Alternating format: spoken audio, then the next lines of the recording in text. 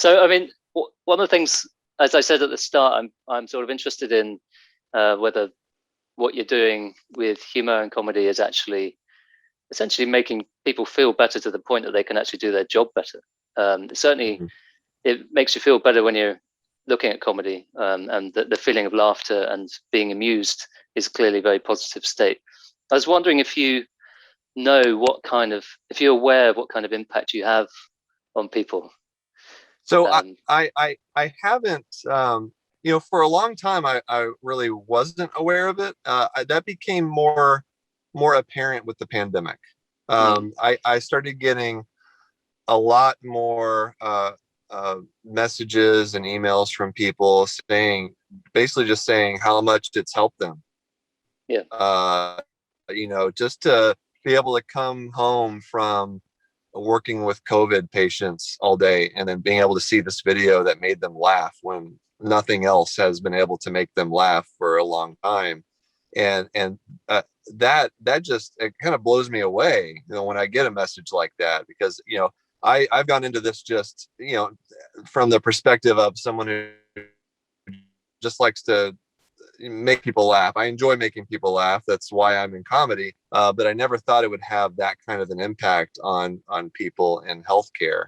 And that just has given me more motivation to continue doing this, and continue making videos and putting the time in to trying to make them as funny as possible, yeah. because it does seem to be helping people, especially during the pandemic.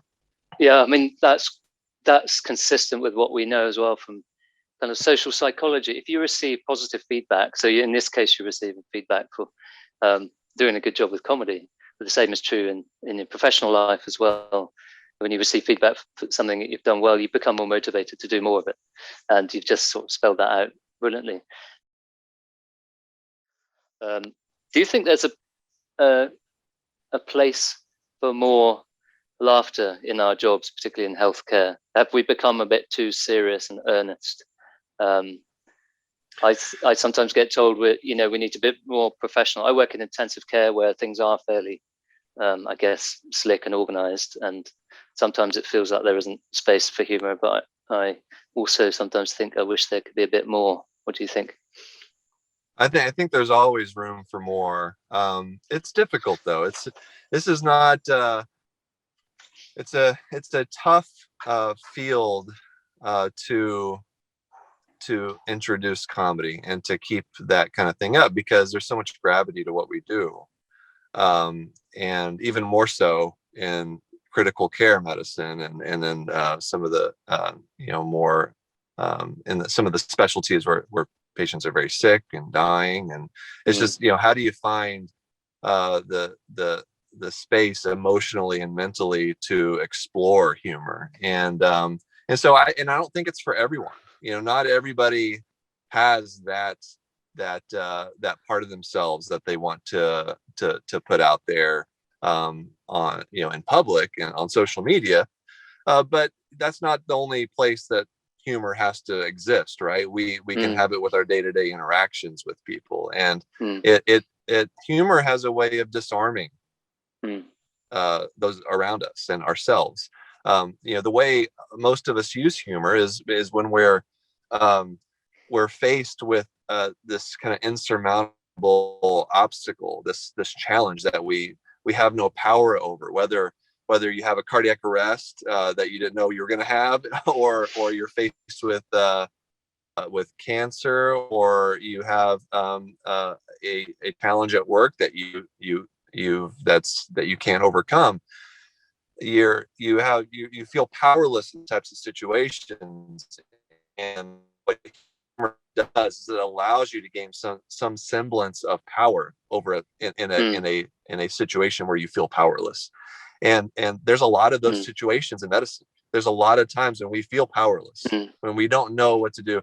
In the US, when we're dealing with health insurance, and mm, all in our all the difficulties that we have with our healthcare industry here, that's where a lot of my humor comes from, is yeah. these situations where you don't know what to do. how do you deal with these prior authorizations and all these things that we have to deal with here?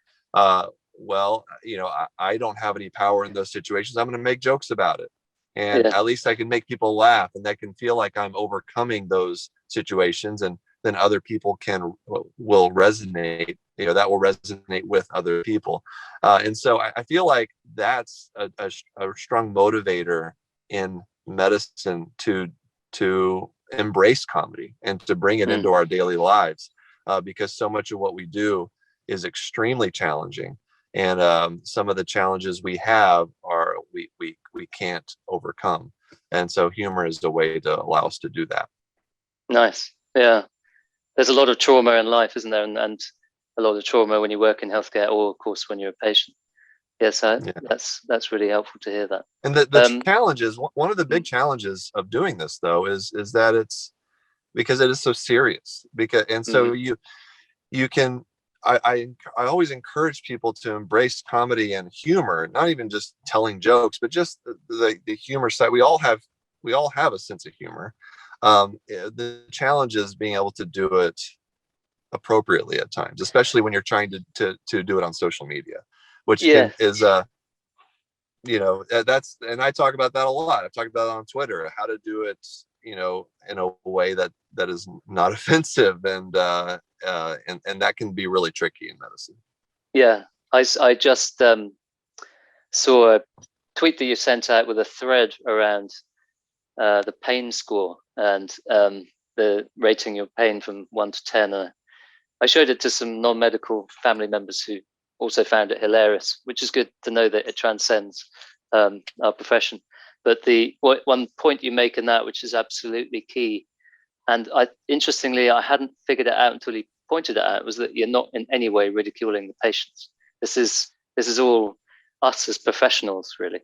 Um, that was a nice point and something to remember when we're cracking jokes on rounds, I guess. Yeah, that's by design. If you go Yeah, through and look at all my videos, very few of them have any kind of patient character in them, yeah, because it's medicine is full of power dynamics, like our whole field. We have mm, doctors and their relationship with patients. We have patients with their nurses with doctors, and there's all these perceived power dynamics on who's more powerful in the relationship, yeah, who has less power, and being able to navigate those with humor appropriately is, I think it's a skill, honestly, mm, because I've made a lot of mistakes doing it, as I mentioned in that thread. But you learn from that, and you learn how to do it well. And that's why if you do it publicly on a social media platform, you have to just really put a lot more thought into it, and just know what your target is, or and so it's just it's it can be a bit of a challenge.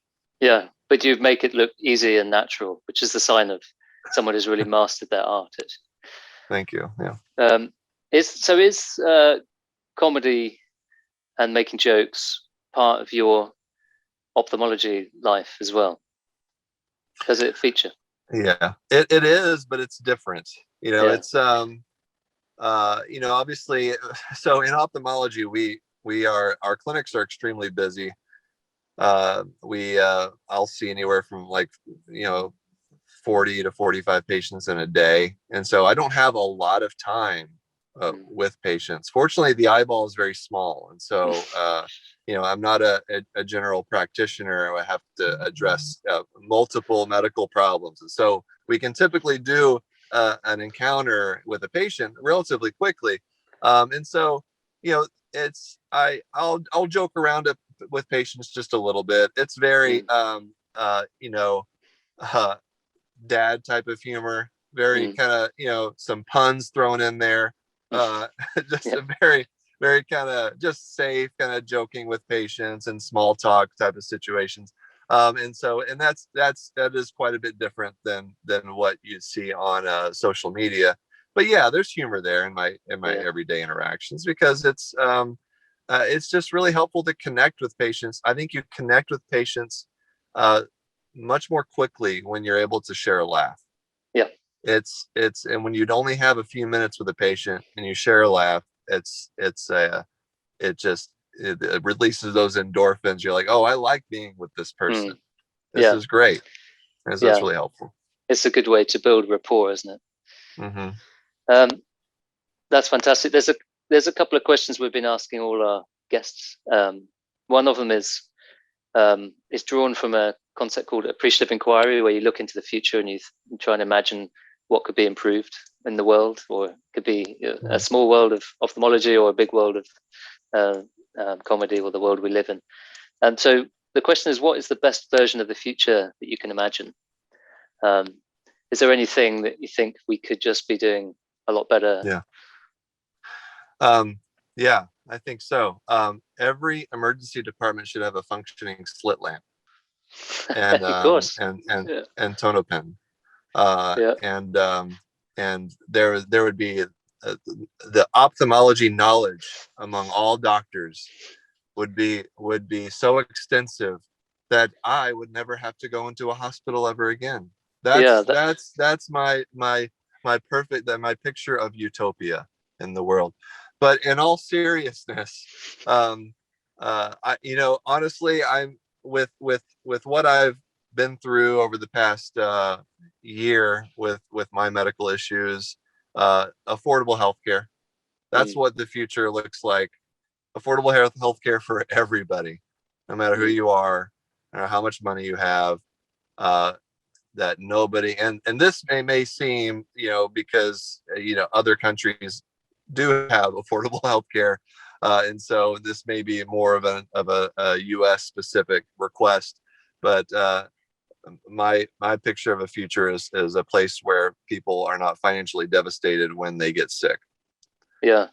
I mean, that's hugely important. I've had a couple of episodes of illness myself, so I shared with you in our pre-interview Hmm. correspondence, Yeah. and I spent some time in hospital, and the idea of getting home and recovering from that, and then being met with a bill, is just an outrageous thought.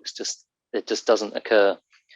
Certainly not in the National Health Service, although Hmm. it is an extremely stretched system.